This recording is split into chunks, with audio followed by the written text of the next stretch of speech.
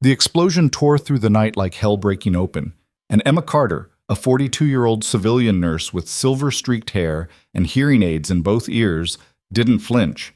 She just tilted her head, adjusted the left device with two fingers, and said, "Secondary exit, 30 seconds. Move." Her voice was flat, clinical, the kind of tone that didn't ask, it commanded.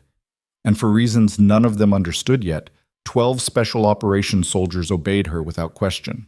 Petty Officer Ryan Cole had spent the last 2 hours mocking this woman, calling her grandma, wondering aloud how someone who couldn't hear a pin drop was supposed to evaluate the sharpest unit in the Navy. He'd laughed when she fumbled with her tablet, smirked when she asked him to repeat himself. Now, as smoke poured into the hallway and alarms screamed, he watched her move, sharp, methodical, like she'd done this 1,000 times before.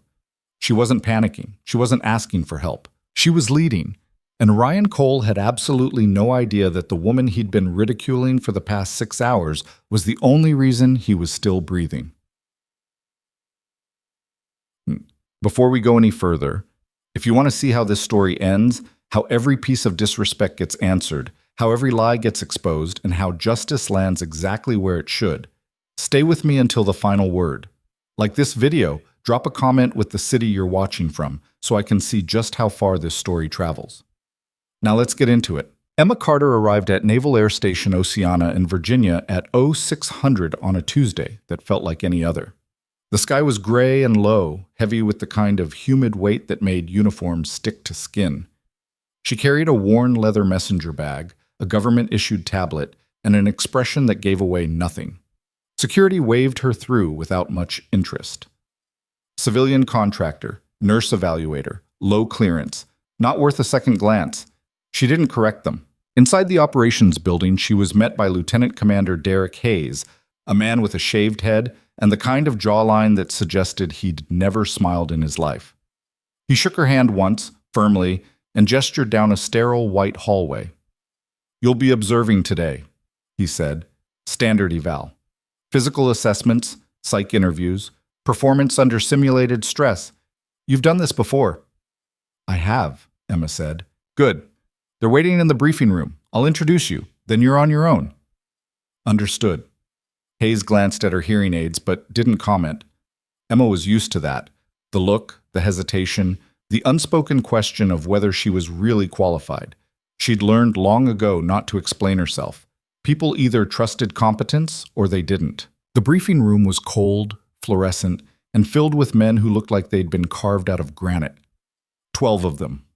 All Navy SEALs, all assigned to a classified rapid response unit that didn't officially exist. They sat in metal chairs, arms crossed, faces blank. Hayes stepped to the front. "This is Emma Carter, civilian contractor. She'll be running today's evaluation. You will cooperate fully." No one moved. "Any questions?" Silence. Hayes left. Emma set her bag down on the table and pulled out her tablet. She didn't look up right away. She let the silence stretch, let them size her up, let them decide she wasn't a threat. Finally, she said, "We'll start with individual interviews. First up, Petty Officer Ryan Cole." A man in the second row stood, mid-20s, broad-shouldered, with the kind of cocky grin that came from being good at what he did and knowing it. He walked to the front and dropped into the chair across from her like he owned it. "Ma'am," he said, voice dripping with mock politeness. Emma tapped her screen. "You've been with this unit for 18 months, 3 deployments, 14 confirmed high-value targets. Psych eval flagged you for..." She paused, reading, "excessive confidence and difficulty accepting criticism." Ryan's grin widened. "That's one way to put it." "Do you agree with the assessment?" "I think shrinks get paid to find problems that aren't there." Emma nodded slowly. "And you think there's no problem?" "I think I do my job better than most people do theirs." She looked at him then, really looked. Her eyes were pale gray, calm, almost clinical. Ryan felt a flicker of something uncomfortable under that gaze, but he shoved it down. "Tell me about the Kandahar operation," she said. Ryan blinked. "That's classified." "I have clearance." "Do you?" Emma didn't answer. She just waited. Ryan leaned back, studying her. The hearing aids, the silver hair, the plain blouse and slacks that screamed civilian. She didn't look like someone who should know about Kandahar. Who exactly are you? He asked. Someone doing her job. Answer the question. Ryan's jaw tightened. He wasn't used to being pushed. Kandahar went fine. Target eliminated. Team extracted. No casualties. Except for the intel officer who didn't make it out. Ryan's grin vanished. That wasn't our fault. Whose fault was it? Command sent us in blind, bad intel. We did what we could. Emma made a note on her tablet. And you don't think that reflects on your unit's adaptability? Ryan's hands curled into fists on his lap. With all due respect, ma'am, you don't know what you're talking about. Emma's expression didn't change. Noted. She dismissed him. The interviews continued. One by one, the men came forward. Some were cooperative. Some were guarded. A few were outright hostile. Emma documented everything, reaction times, word choices, micro-expressions.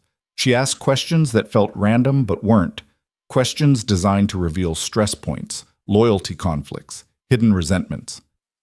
By 1100, the room had shifted. The men were whispering, glancing at her, wondering. During the lunch break, Ryan cornered his older brother in the hallway. Senior Chief Victor Cole was everything Ryan wanted to be. Decorated, respected, untouchable. He had 15 years in special operations and a reputation that made junior officers nervous.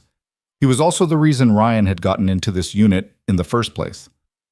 Something's off about her, Ryan said. Victor didn't look up from his phone. She's a contractor. They're all off. No, I mean, she knows things, stuff that wasn't in our files. She asked me about Kandahar. Victor's thumb stopped mid-scroll. What did you tell her? Nothing classified, but she knew details. Operational details. Victor finally looked at him. His eyes were dark, unreadable. She's probably got higher clearance than you think. She's a nurse. Then maybe you should stop underestimating her. Ryan frowned. You're not worried? Victor slipped his phone into his pocket. I'm always worried. That's why I'm still alive. He walked away before Ryan could respond. Bah.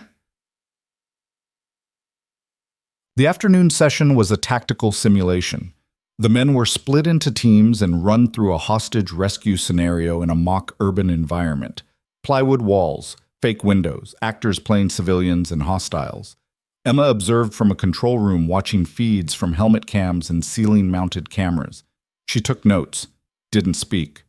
Halfway through, one of the evaluators, a Navy psychologist named Dr. Brennan, leaned over and said, "You're very thorough." Emma didn't look away from the screens.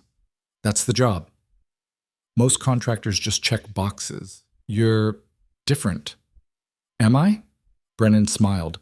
You ask questions like you already know the answers. Emma's fingers paused over her tablet, then she resumed typing. Maybe I do. Brennan's smile faded. At 15:30, the simulation ended. The teams filed back into the briefing room, sweating, adrenaline still high. Emma stood at the front, tablet in hand. Overall performance was acceptable, she said, but there were gaps. Team 2 hesitated for 3 seconds before breaching the secondary room. Team 1 failed to secure the stairwell. Team 3... Ma'am, Ryan interrupted, with respect, you're critiquing decisions made in real time under pressure. Have you ever been in the field? The room went quiet. Emma looked at him. Define field. Combat. Live fire. Not a simulation. She didn't answer right away, just held his gaze. No, she said finally. I haven't. Ryan smirked. A few of the others chuckled. Emma set her tablet down. But I've reviewed over 200 after-action reports. I've interviewed survivors of ambushes, hostage situations, and failed extractions. I've studied decision-making under duress for 15 years. So while I may not have your experience, Petty Officer Cole, I know what works and what doesn't. Ryan's smirk didn't fade. Book smarts aren't the same as being there. You're right, Emma said. They're not. She turned back to the group. We'll reconvene tomorrow at 700. Dismissed. The men filed out. Ryan lingered, watching her pack up her things. You don't belong here, he said. Emma zipped her bag. Maybe not. So why are you? She looked at him then, really looked. And for just a second, Ryan saw something in her eyes that made his chest tighten. Because someone has to, she said. Then she walked out. That night, Emma sat alone in her motel room, a bland box off Route 58, with flickering lights and a heater that rattled. She opened her laptop and logged into a secured server that required 3 separate authentication steps. A message was waiting. From Oversight Command. Subject, Progress Report. She typed her response quickly, efficiently.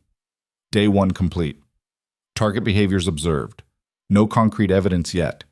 We'll continue monitoring. She hesitated, then added, secondary subject showing signs of external influence. Recommend elevated surveillance. She hit send. Then she closed the laptop, lay back on the bed, and stared at the ceiling. Her hearing aids sat on the nightstand, silent. In the dark, she didn't need them. Puffs. The next morning, the tension was thicker. Emma arrived early. The men were already in the briefing room, clustered in small groups, talking in low voices. When she walked in, the conversation stopped. She set her bag down. Good morning. No one responded. Today we'll focus on high-stress decision-making. You'll be presented with scenarios requiring immediate tactical judgment. There are no right answers, only choices and consequences. Ryan raised his hand. Can I ask a question? Emma nodded. Why are you really here? The room went still. Emma met his eyes. I'm here to evaluate your unit's readiness. For what? That's classified. Convenient. Emma didn't blink. If you have concerns about the legitimacy of this evaluation, Petty Officer Cole, you're welcome to file a complaint with your commanding officer. Ryan's jaw clenched. Maybe I will. Good. Now sit down. He didn't move. Victor stood from the back row. Ryan, sit. Ryan hesitated, then obeyed. Emma continued as if nothing had happened. The scenario was brutal. A simulated ambush, a downed helicopter, wounded teammates, limited ammo, no extraction for 12 hours. Emma fed them variables in real time, civilian casualties, shifting enemy positions, failing communications. She watched how they adapted, who took charge, who froze, who cracked. Ryan's team performed well. He was fast, aggressive, decisive. But there was a moment, just one, where he hesitated. Emma caught it. At 1200, she called a break. Ryan was the first one out of the room. He slammed through the door and into the hallway, breathing hard. Victor followed. You need to cool off. She's messing with us. She's doing her job. She doesn't know what she's doing. Victor grabbed his arm. Listen to me. You need to stop. Ryan yanked free. Why are you defending her? Victor's expression went cold. I'm not defending her. I'm protecting you. From what? Victor didn't answer. He just walked away. Ryan stood there, fists shaking. At 15:30, Emma called the group back together. I've completed my initial assessments, she said. Overall, this unit demonstrates strong tactical cohesion and operational competence. However, there are areas of concern. She tapped her tablet. Petty Officer Cole, your aggression is an asset, but it occasionally overrides judgment. You need to learn when to hold back. Ryan's face flushed. Emma continued, Senior Chief Cole, you have exceptional leadership skills, but you compartmentalize too much. Your team doesn't always know what you're thinking. Victor's expression didn't change. Emma went down the list, delivering precise, cutting observations. No sugarcoating, no encouragement. By the time she finished, the room felt like a pressure cooker. That's all for today, she said. Dismissed. The men left quickly. Emma packed her things slowly. She was halfway to the door when the lights went out. Emergency lighting kicked in, dim, red, pulsing. An alarm screamed through the building. Emma's hand went to her hearing aids, adjusting them. The sound was overwhelming, distorted. She stepped into the hallway. Smoke was already curling along the ceiling. People were running, shouting. Emma stood still, head tilted, listening. Then she heard it, a secondary explosion, muffled deep in the building's east wing. Her heart didn't race, her hands didn't shake. She turned and walked toward the sound. The east wing was chaos. Smoke, sparks, the acrid smell of burning insulation. Emma moved through it like she'd done it 100 times before. She found them in a maintenance corridor.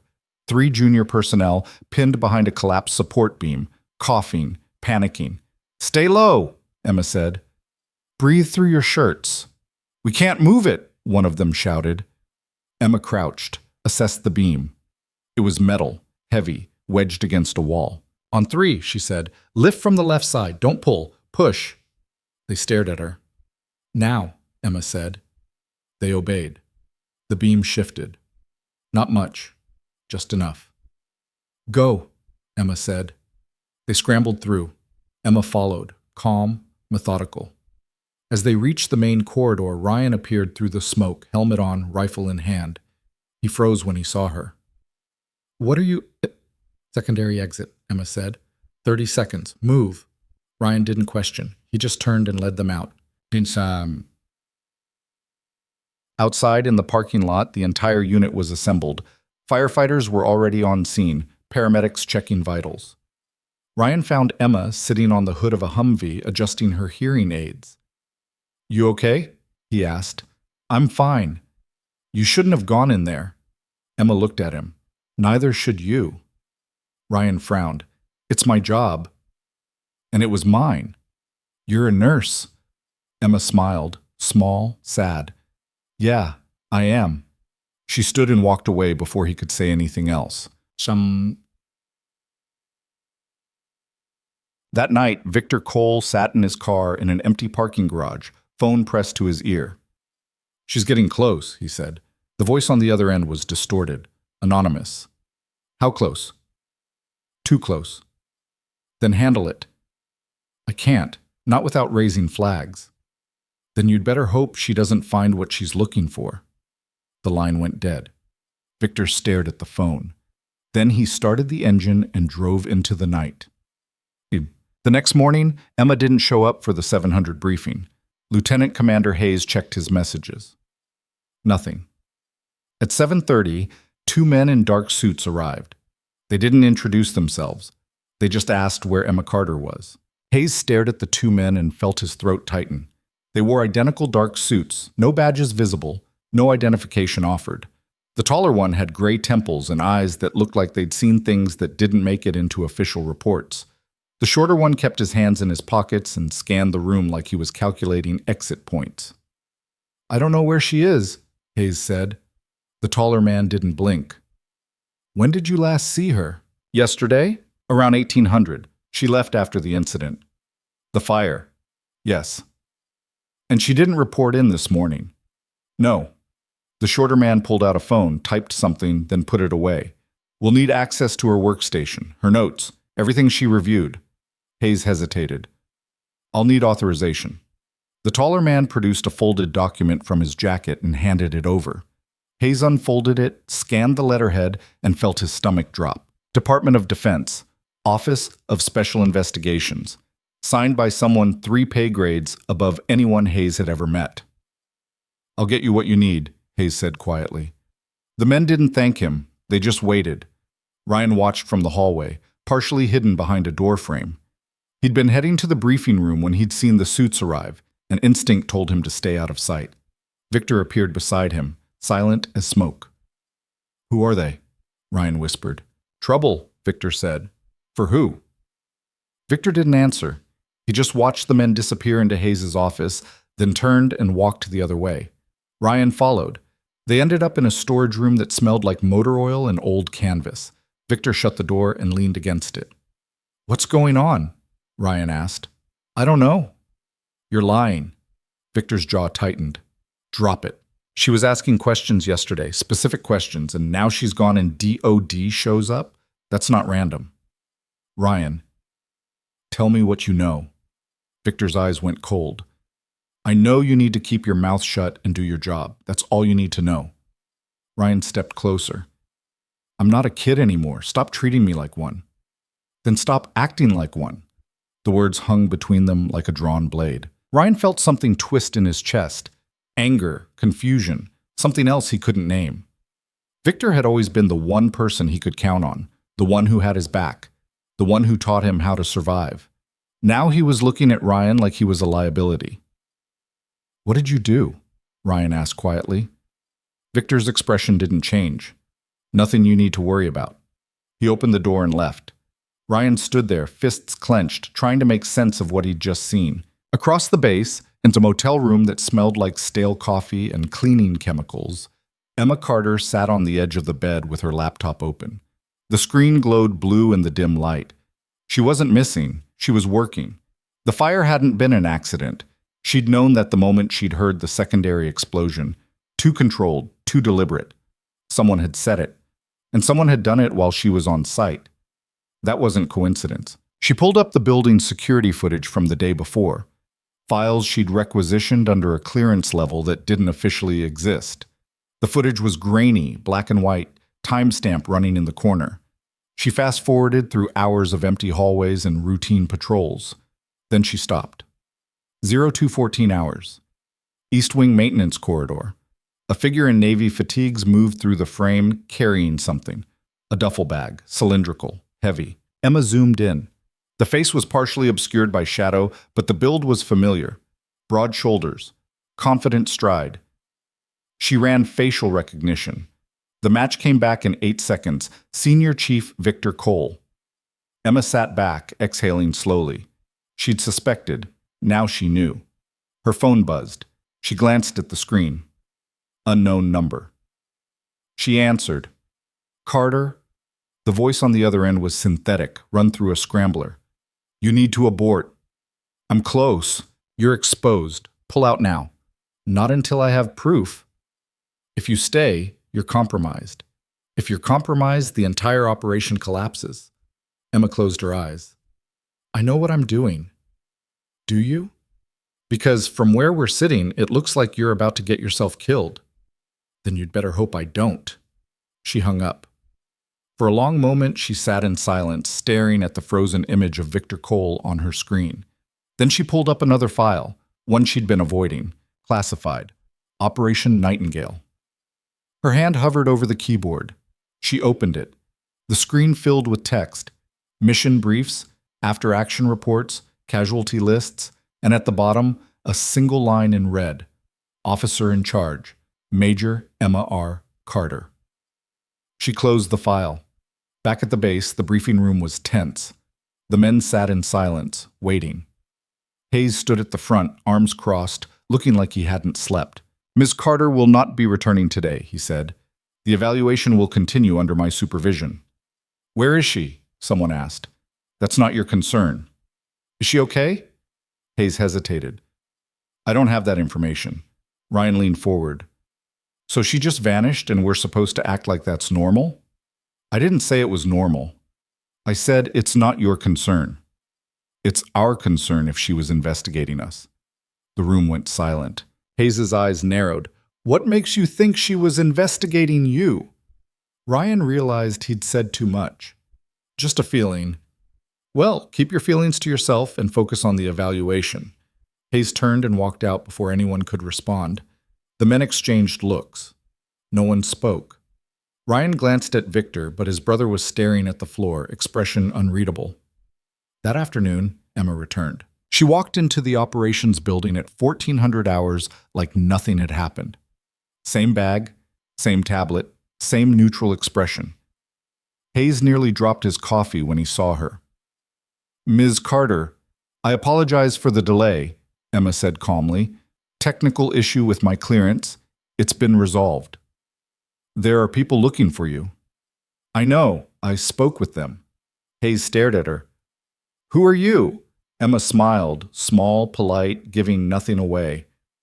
Someone doing her job. Is the unit available? They're in the gym. Good. I'll meet them there. She walked past him without waiting for permission. Hayes watched her go, then pulled out his phone and dialed a number he'd been given that morning. The call went straight to voicemail. In the gym, the men were running drills, pull-ups, rope climbs, weighted carries. The air smelled like sweat and rubber mats. Emma stepped inside and set her bag down near the door. The room went quiet. Ryan was halfway up a climbing rope. He looked down and saw her standing there, calm and composed, like she hadn't just disappeared for 18 hours. He dropped to the ground and walked over. Where were you? Working. On what? That's classified. Ryan's jaw clenched. You can't just vanish and expect us to trust you. Emma met his eyes. I don't expect you to trust me. I expect you to do your job. My job doesn't include getting lied to. I haven't lied to you. You haven't told the truth either. Emma tilted her head slightly, studying him. What do you want to know? Ryan hesitated. The question was bigger than he knew how to ask. Who are you? He said finally. Emma's expression softened, just for a second. Someone who's trying to keep you alive. She turned and walked to the center of the gym. Line up. We're running a new scenario. The men exchanged glances but obeyed. Ryan stayed where he was, fists clenched, watching her. Victor moved beside him. Let it go. I can't. You have to. Ryan turned. Why are you protecting her? I'm not protecting her. I'm protecting you. From what? Victor's eyes were hard. From making a mistake you can't undo. He walked away before Ryan could respond. The scenario was brutal. Emma divided them into 2 teams and placed them in a simulated compound, a maze of shipping containers and plywood walls set up in the training yard. One team played hostage takers, the other played rescue. But Emma added a twist. You have 30 minutes, she said, but one of you is feeding information to the enemy. The men froze. What? Someone said. There's a mole in your unit. Find them before the scenario ends or everyone fails. Ryan's stomach dropped. This isn't a standard eval. No, Emma said. It's not. She handed each of them a radio and stepped back. Clock starts now. Chaos erupted. The men split into groups, whispering, arguing, accusing. Trust shattered in seconds. Emma watched from a distance, tablet in hand, recording everything. Ryan moved through the compound, trying to focus, but his mind was spinning. A mole. In their unit. The idea was absurd, except it wasn't. He thought about Victor's behavior. The evasiveness. The warnings. The way he'd looked at Emma like she was a bomb waiting to go off. Ryan keyed his radio. Victor, where are you? Static. Victor? Nothing. Ryan's chest tightened. He moved faster, scanning the compound. He found Victor behind a stack of crates, radio off, standing perfectly still. What are you doing? Ryan asked. Victor turned slowly. Thinking. About what? About how much I've screwed up. Ryan frowned. What are you talking about? Victor looked at him, really looked. And for the first time in Ryan's life, he saw something in his brother's eyes that he'd never seen before. Fear. I need you to listen to me, Victor said quietly. Whatever happens in the next few days, whatever you hear about me, I need you to know I did what I thought was right. Ryan's pulse spiked. What did you do? I can't tell you. Then why bring it up? Because you're my brother, and I owe you that much. Victor turned and walked away, leaving Ryan standing there, heart pounding, mind racing. The scenario ended in failure. No one found the mole. No one rescued the hostages. The unit fractured under pressure, suspicion eating them alive. Emma called them together in the yard. The sun was setting, casting long shadows across the dirt. You failed, she said. Not because you weren't skilled, not because you weren't prepared. You failed because you didn't trust each other. You set us up, someone muttered. Yes, Emma said. I did, because that's what the enemy does. They exploit doubt. They exploit fear. And if you can't handle it in training, you'll die in the field. Ryan stepped forward. Was there actually a mole? Emma looked at him. What do you think? I think you're manipulating us. I'm testing you. For what? Emma didn't answer. She just turned and walked toward the building. Ryan followed. I asked you a question. Emma stopped. And I chose not to answer it. Why? Because some questions don't have answers you're ready to hear. She kept walking. Ryan stood there, fists shaking, watching her disappear into the building.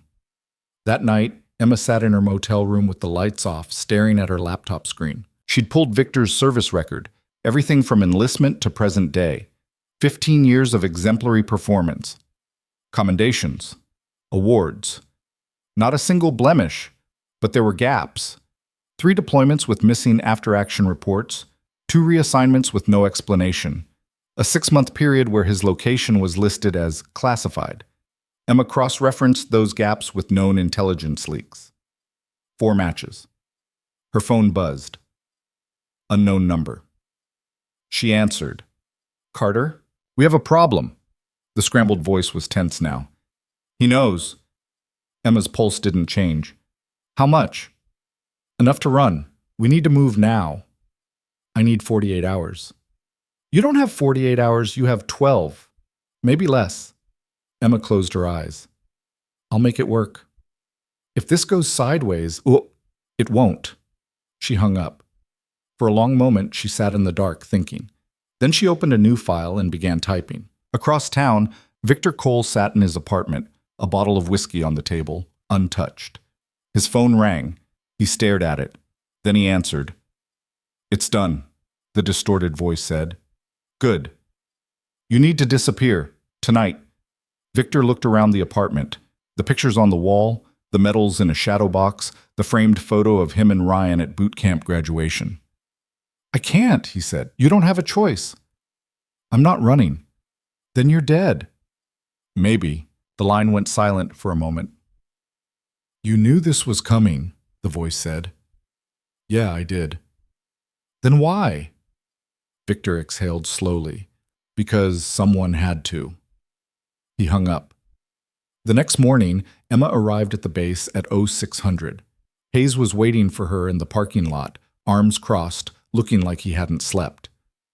We need to talk, he said. Not now. Yes, now. Emma stopped. What is it? Hayes handed her a folder. This arrived an hour ago, sealed, your name on it. Emma opened the folder. Inside was a single photograph. It showed a younger version of herself in military fatigues, standing beside a group of soldiers in a desert landscape. Her hair was dark. Her face was harder. She was holding a rifle. At the bottom of the photo, written in red ink, "We know who you are." Emma's expression didn't change. She closed the folder and handed it back. I need to see the unit, she said. Emma, now. Hayes hesitated, then nodded. The briefing room was full when she walked in. All 12 men, all watching her. Emma set her bag down and turned to face them. I owe you the truth, she said. The room went still. I'm not just a contractor. I'm a former military officer. I served for 12 years before I was medically discharged. She tapped her hearing aids. Combat injury, Kandahar, 2018. Ryan's breath caught. Emma continued. I was sent here to evaluate this unit, but not for readiness, for security. Security? Someone asked.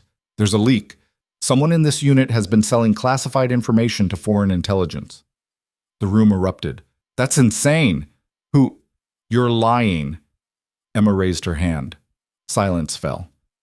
I've been gathering evidence for 3 weeks, and as of this morning, I have enough to make an arrest. Every man in the room tensed. Emma's eyes swept across them, then stopped on one person. Senior Chief Victor Cole, stand up. Ryan's world tilted. Victor didn't move. Stand up, Emma repeated. Slowly, Victor rose to his feet. Ryan's voice came out choked. No. Emma kept her eyes on Victor. You have the right to remain silent. The door burst open. Military police flooded in, weapons drawn, shouting commands. Victor didn't resist. He just stood there, hands raised, eyes locked on Ryan. I'm sorry, he said quietly. Ryan couldn't breathe, couldn't think, couldn't move. They cuffed Victor and let him out. The room was silent. Emma turned to face the unit. The rest of you are cleared. You'll be debriefed individually over the next 48 hours. No one spoke. Ryan stood slowly, his legs shaking. You knew, he said, voice barely above a whisper. Emma looked at him. Yes. From the beginning. Yes. And you didn't tell me. I couldn't. Ryan's hands curled into fists. He's my brother. I know. Then why? Because he was selling secrets that got people killed. The words hit like a bullet. Ryan staggered back. Emma's expression softened, but her voice stayed firm. I'm sorry, but this is bigger than family. Ryan turned and walked out. Emma watched him go, something flickering in her eyes, regret, maybe, or just exhaustion. Hayes appeared beside her. Is it over? No, Emma said quietly. It's just starting. That night, Ryan sat alone in his apartment, staring at the wall. His phone buzzed. A text from an unknown number. Your brother wasn't the only one. Ryan stared at the screen, heart pounding. Another message appeared. If you want the truth, meet me at Pier 19. Midnight. Come alone. Ryan's hands shook. He grabbed his jacket and walked out into the night. Pier 19 sat at the edge of the naval district like a rotten tooth, weathered wood, rusted chains, the kind of place that had outlived its purpose decades ago. The water slapped against the pilings in a rhythm that felt wrong, irregular, unsettling. Ryan arrived at 23:47 hours. He'd parked 3 blocks away and walked, keeping to the shadows, one hand on the sidearm he wasn't supposed to be carrying off duty. The pier was empty. He stepped onto the warped planks, each footfall echoing too loud in the silence. Fog rolled in from the bay, thick and cold, turning the distant lights into smeared halos. You came! Ryan spun, weapon half drawn. A figure emerged from behind a storage container, military jacket, hood up, face obscured. Who are you? Ryan demanded. The figure pulled back the hood. It was Sergeant Marcus Webb, one of the unit's senior operators. Quiet guy. Reliable. The kind of person who never caused problems. Put the gun down, Marcus said. Ryan didn't move. You sent the text. Yeah. Why? Marcus glanced over his shoulder, scanning the darkness. Because you deserve to know what you're really dealing with. My brother's a traitor. I know enough. Do you? Marcus stepped closer. Did Emma tell you why he did it? Ryan's jaw tightened. Money. It's always money. Wrong. Then what? Marcus pulled out a phone, tapped the screen, and held it up. Ryan saw a photo, grainy, surveillance quality. It showed Victor sitting across from a woman in a coffee shop, civilian clothes, no uniforms. The timestamp read 14 months ago. Who is she? Ryan asked. CIA, asset handler, name's Melissa Grant. Ryan's stomach twisted. That doesn't prove anything. Keep looking. Marcus swiped to the next photo. Victor handing over a flash drive. Another swipe. Victor receiving an envelope. He was working for them, Marcus said. Not against them. For them. Ryan felt the ground shift. That's impossible. It's not. Victor's been running a counterintelligence op for the past 2 years. Deep cover. Feeding false intel to foreign contacts to identify buyers and handlers. Ryan's voice came out hoarse. Then why did Emma arrest him? Marcus put the phone away. Because someone wanted him burned. Who? That's the question, isn't it? Ryan's mind raced. None of this made sense. Victor arrested. Emma's silence. The photograph delivered to her this morning. If what you're saying is true, Ryan said slowly, then Emma knows. Maybe. Or maybe she's been played too. By who? Marcus looked at him for a long moment. How much do you know about Operation Nightingale? The name hit Ryan like cold water. Emma had mentioned it once, briefly, before shutting down the conversation. I know it was classified, Ryan said. Kandahar, 2018. Something went wrong. Something went very wrong, Marcus said. 12 operators went in, 4 came out. The rest were either killed or captured. Ryan's throat tightened. Emma was there. She wasn't just there, she ran it. It was her operation. Ryan stared at him. What happened? Marcus hesitated. Bad intel. They walked into an ambush. Emma stayed behind to cover the extraction, took shrapnel to both ears, lost most of her hearing. And the intel? Came from a source Victor had been running. Ryan's chest tightened. You're saying Victor got those people killed? I'm saying Victor's source got compromised, and when that happened, someone high up decided Victor was the perfect scapegoat. Who? Marcus shook his head. I don't know, but whoever it is has enough pull to bury evidence, falsify records, and turn a decorated operator into a traitor overnight. Ryan's hands shook. Why are you telling me this? Because you're the only person Victor trusts, and if we don't move fast, he's going to take the fall for something he didn't do. What do you want me to do? Marcus pulled a second phone from his jacket and handed it over. Victor left a dead drop. Security footage, encrypted files, everything he's been gathering for 2 years. It's on here. Ryan took the phone. Why give it to me? Because I can't be seen with it. If they know I have it, I'm next. They who? Whoever's pulling the strings. Ryan stared at the phone. And you think I can do something with this? I think you're the only one who can. Marcus turned to leave, then stopped. One more thing. Emma Carter. She's not the enemy, but she's not exactly on your side either. She's got her own orders, and they don't include protecting your brother. He disappeared into the fog before Ryan could respond. Ryan stood alone on the pier, holding the phone, feeling like the world had just split open beneath his feet. He powered it on. The screen displayed a single folder, Nightingale_Truth. He opened it. The first file was a video. Ryan pressed play. The footage was grainy, time-stamped 6 months ago. It showed an office, government issue, sparse furniture, fluorescent lighting. 2 men sat across from each other. One was Victor. The other was a man in his 50s, silver hair, navy dress uniform, 4 stars on his collar. Ryan recognized him immediately. Admiral James Garrett, commander of Naval Special Warfare. Victor's voice came through the phone's speaker, low and tense. I'm telling you, the leak's still active. Garrett leaned back in his chair. We've already identified the source. You identified a decoy. The real source is still feeding intel. And you have proof? Victor slid a folder across the desk. Communications logs, financial transfers, meeting records. It's all there. Garrett opened the folder, scanned the contents, then closed it. This implicates people at the highest levels. I know. If this gets out, it'll destroy careers. It should. Garrett's expression hardened. You understand what you're asking me to do? I'm asking you to do your job. Garrett stood. I'll review the evidence, but you need to stand down. Let me handle this. With respect, sir, I've been handling this for 2 years. I'm not stopping now. Garrett's jaw tightened. That's an order, Senior Chief. Victor didn't flinch. Then you'll have to arrest me. Garrett stared at him for a long moment. Then he picked up the folder and walked out. The video ended. Ryan stood frozen, heart pounding.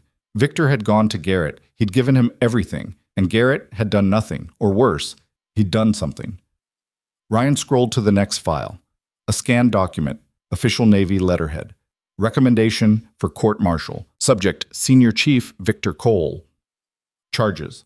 Unauthorized disclosure of classified information. Conspiracy to commit espionage.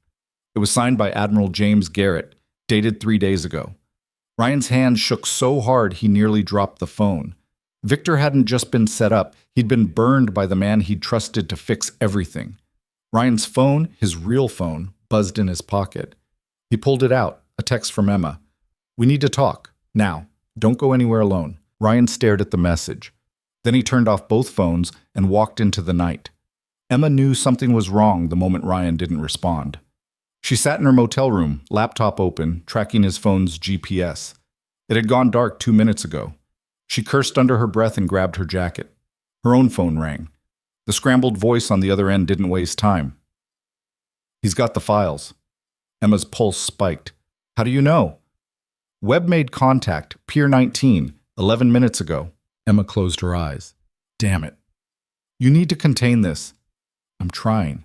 Try harder. If those files go public, the entire operation collapses. I know.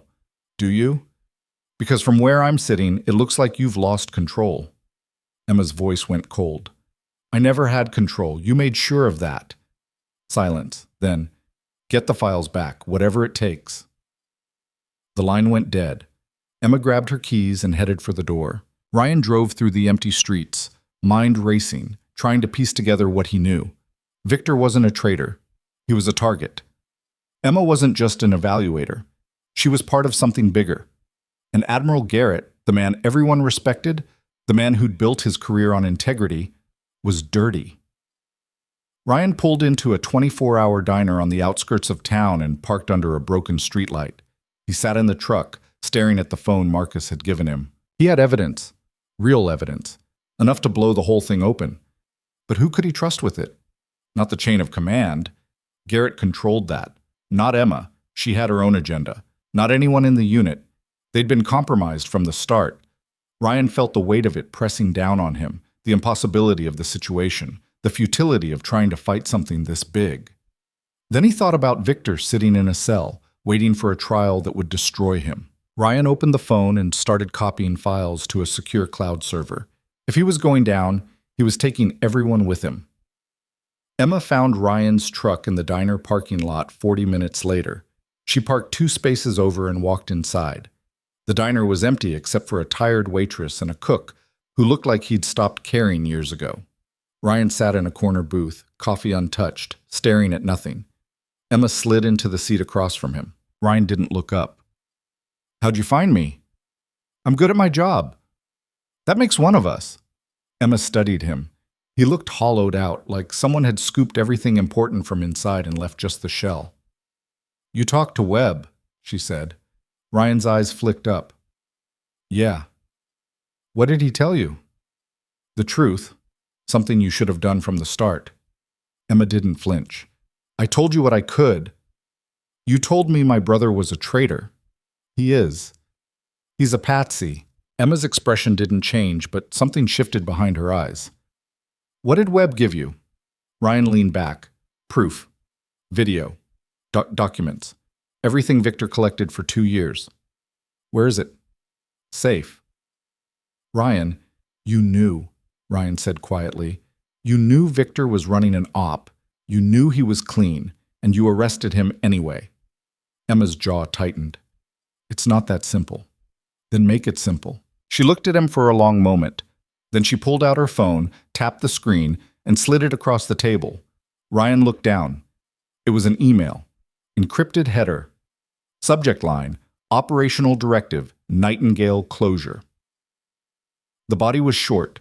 "Major Carter, you are hereby ordered to terminate all investigations related to Operation Nightingale. All evidence collected will be transferred to DOD oversight. Subject Victor Cole will be processed under standard counterintelligence protocols. No exceptions. Failure to comply will result in immediate termination of contract and revocation of clearance." It was signed by Admiral James Garrett. Ryan looked up. "When did you get this?" 3 days ago." "And you followed it?" "I had to." "Why?" Emma's voice dropped. "Because if I didn't, they'd bury both of us. Victor, me, you. Everyone who knew anything." Ryan shoved the phone back across the table. "So you threw him under the bus to save yourself." "I threw him under the bus to buy time." "For what?" "To find out who's really running this." Ryan laughed, bitter, hollow. "You think Garrett's just following orders?" "I know he is." "From who?" Emma hesitated. Then, "I don't know yet, but I'm close." Ryan stood. "I'm done waiting for you to figure it out." "Where are you going?" "To fix this." Emma grabbed his wrist. "If you go public with those files, you'll start a war you can't win." Ryan pulled free. "Maybe, but at least I'll have tried." He walked out. Emma sat alone in the booth, staring at her reflection in the window. Then she pulled out her laptop and started typing. Ryan drove to the base. He badged in at the gate, parked in the visitor lot, and walked to the administration building. It was 0200. The halls were empty, fluorescent lights buzzing overhead. He found what he was looking for in a records room on the 3rd floor. Dang-on cabinets, filing systems that hadn't been digitized yet because the Navy moved slower than erosion. He pulled Victor's service jacket. Inside were orders, commendations, fitness reports, and buried at the bottom, a single page marked Eyes Only. Ryan unfolded it. It was a deployment order, Operation Nightingale 2018.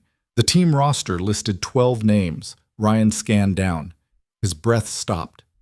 9th name on the list, Lieutenant Ryan Cole. He'd been there. He'd been on that operation, and he didn't remember any of it. Ryan's hand shook as he pulled out his phone and searched his own service record. The dates matched, but his file listed him as stateside during that period. Training rotation, nothing overseas. Someone had scrubbed his record. Ryan's mind raced, fragments of memory surfacing, dust, heat, gunfire, a voice shouting commands. A woman's voice. "Move! Secondary exit! Now!" The same words Emma had used during the fire. Ryan stumbled back, hitting the wall. He'd been there. He'd been in Kandahar. He'd been part of Nightingale. And someone had erased it. His phone buzzed. Unknown number. He answered. "Yeah." The voice was distorted, mechanical. "You're asking the wrong questions." Ryan's pulse spiked. "Who is this?" "Someone who wants the same thing you do." "And what's that?" "The truth." Then tell me. Operation Nightingale wasn't a rescue mission. It was an execution. Ryan's blood went cold. What? 12 operators went in to eliminate a high-value target, but the target wasn't a terrorist. It was a CIA asset who'd gone rogue. Someone who knew too much. About what? About who's really selling secrets. Ryan's throat tightened. Who? The same person giving Emma her orders. The same person who burned your brother. The same person who made sure you forgot you were ever there. Garrett. Garrett's a tool. The real player's higher up. Who? Silence. Then, check Victor's locker, Station 12, combination 1847. Inside is a key. Use it. The line went dead. Ryan stood in the records room, heart hammering, mind spinning. Then he ran. Victor's locker was in the team room, a narrow space lined with metal storage units. Ryan found number 12, spun the combination lock. It clicked open. Inside was standard gear, spare uniform, boots, tactical gloves. And taped to the inside of the door, a small brass key. No markings. No label. Ryan pocketed it and closed the locker. His phone buzzed again. This time it was Emma. They're coming for you. Get out. Now. Ryan looked up. Through the window he saw headlights pulling into the parking lot. 3 black SUVs. No markings. Men in suits climbing out. Ryan ran. He hit the stairwell, took the steps 3 at a time, burst through the ground floor exit into the night. Shouts behind him. He sprinted across the yard, vaulted a fence, hit the pavement on the other side hard enough to feel his ankle twist. He kept running. Behind him, footsteps. Radio chatter, orders shouted in clipped professional tones. Ryan ducked into an alley, pressed himself against a dumpster, breathing hard. A flashlight beam swept past. Voices.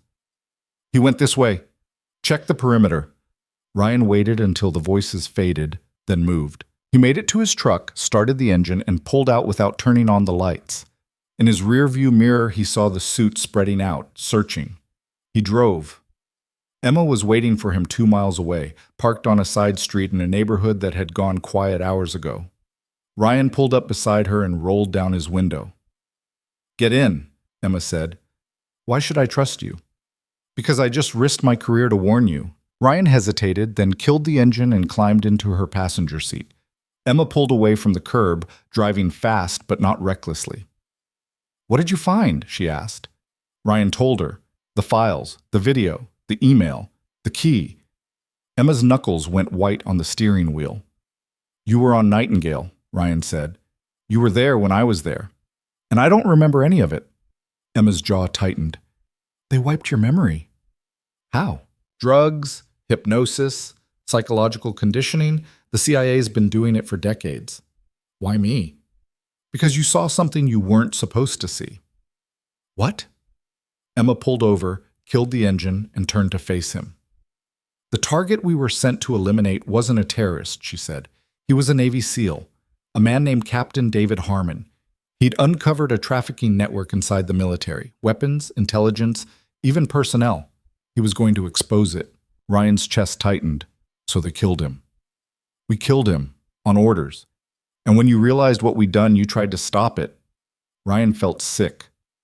What happened? You were shot. Friendly fire. Victor pulled you out, saved your life. But you'd lost too much blood. By the time we got you to a field hospital, you were barely conscious.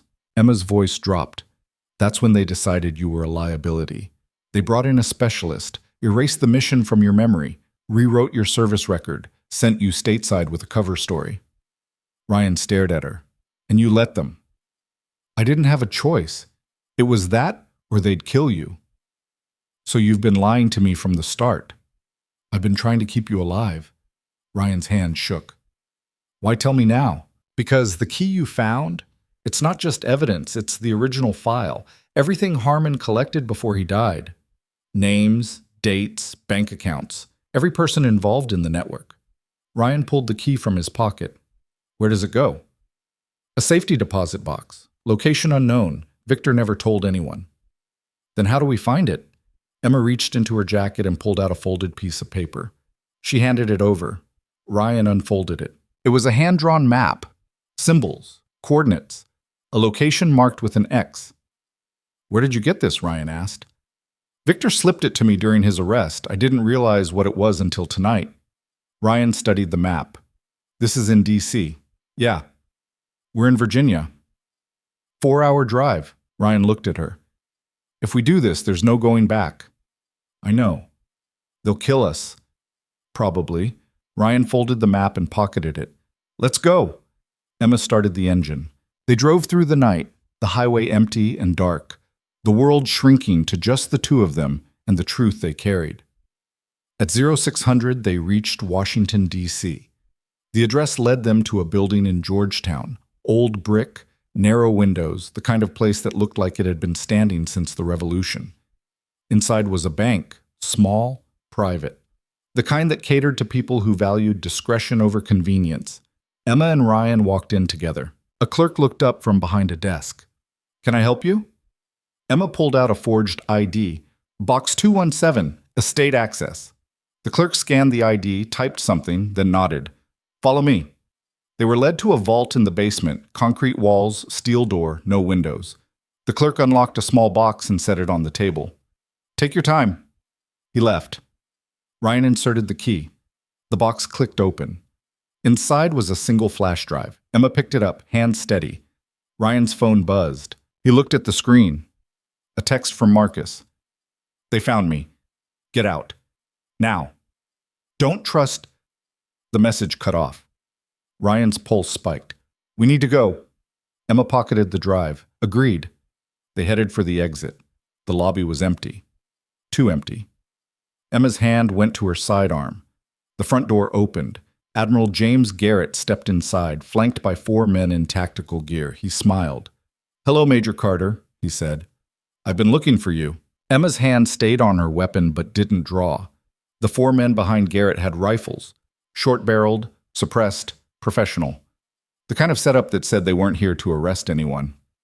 Admiral, Emma said evenly. Garrett's smile didn't reach his eyes. He was dressed in civilian clothes, slacks, a navy blazer, but he wore them like a uniform. You've led us on quite a chase. That was the idea. And Petty Officer Cole. Garrett's gaze shifted to Ryan. I'm disappointed. Your brother's already caused enough damage. I hoped you'd be smarter. Ryan's jaw clenched. My brother's a patriot. You're the one who should be in a cell. Garrett's expression didn't change. Is that what you think? I know what you did. Nightingale, the cover-up, burning Victor to protect yourself. Protecting myself? Garrett laughed, short, sharp. Son, you don't understand what's happening here. Then explain it. Garrett gestured to his men. They fanned out, blocking the exits. Lower your weapon, Major. There's nowhere to go. Emma's hand didn't move. You planning to shoot us in a bank lobby? If necessary, though I'd prefer to avoid the paperwork. What do you want? The drive, and your silence. You really think we're stupid enough to hand it over? Garrett sighed. I think you're desperate enough to believe you have a choice. Ryan stepped forward. We go public with this, your career's over. Everything you've built, gone. You're right, Garrett said. If you go public, my career ends. So does yours. So does Emma's. So does everyone's who's ever worked in naval intelligence. Good, Ryan said. You don't mean that. Try me. Garrett's eyes hardened. The network you're trying to expose?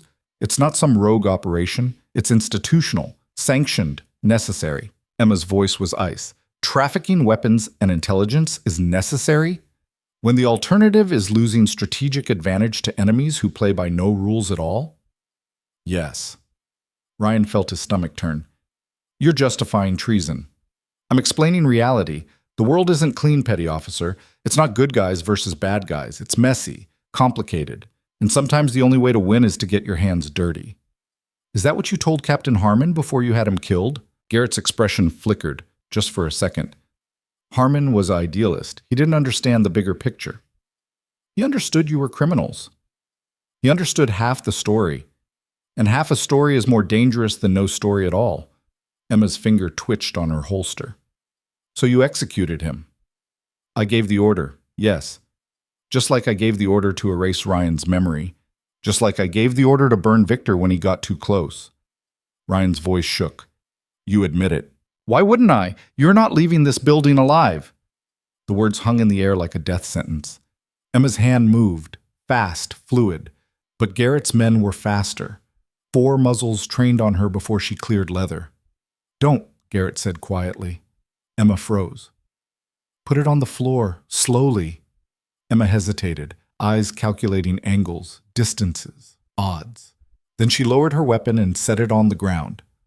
"Good. Now the drive." Emma reached into her pocket. Ryan's mind raced. 4 armed men, 2 exits, both blocked. No backup, no plan. They were going to die here. Unless... Ryan's eyes flicked to the security camera mounted in the corner. The red light blinked steadily. Recording. "Before we do this," Ryan said, "I have a question." Garrett raised an eyebrow. "Make it quick." "Why now? You've been running this network for years. Why burn Victor? Why come after us?" Garrett studied him. "Because someone higher up decided it was time to clean house. Too many people knew too much. Too many loose threads." "Who?" Garrett smiled. "That's above my pay grade." "Bullshit. You're a 4-star admiral. Who's above you?" "You'd be surprised." Emma's voice cut in. "It's someone in the intelligence community. Has to be. Someone with access to black budgets and classified operations." Garrett didn't confirm or deny. Ryan pressed. "And they told you to tie up loose ends, starting with Victor." Victor was the biggest threat. He had evidence, contacts, resources. He had to go first. "And Harmon? What was his crime?" Garrett's jaw tightened. Harmon discovered the network by accident. He was investigating a weapons shipment that went missing in Syria. Followed the trail back to a Navy supply officer, then to a contractor, then to a Pentagon official. He didn't realize how deep it went until it was too late. "So you sent us to kill him." "I sent you to eliminate a threat to national security." "You sent us to cover your ass." Garrett's eyes went cold. "I sent you to do your duty." Harmon knew too much. If his evidence had gone public, it would have exposed operations in 14 countries, destabilized alliances, cost lives. "So you chose to cost his instead." "Yes." The admission hung there, stark and ugly. Emma's voice was quiet. "And you've been cleaning up ever since." "Trying to. But people like your brother don't know when to quit." Ryan's fist clenched. "Victor was trying to stop you. Victor was trying to be a hero. Heroes get people killed. You got people killed." "I did what was necessary to protect something bigger than any one person." Ryan took a step forward. One of Garrett's men shifted, rifle rising. "Stay where you are," Garrett said. Ryan ignored him. "You really think you're going to walk away from this?" "I already have. Multiple times."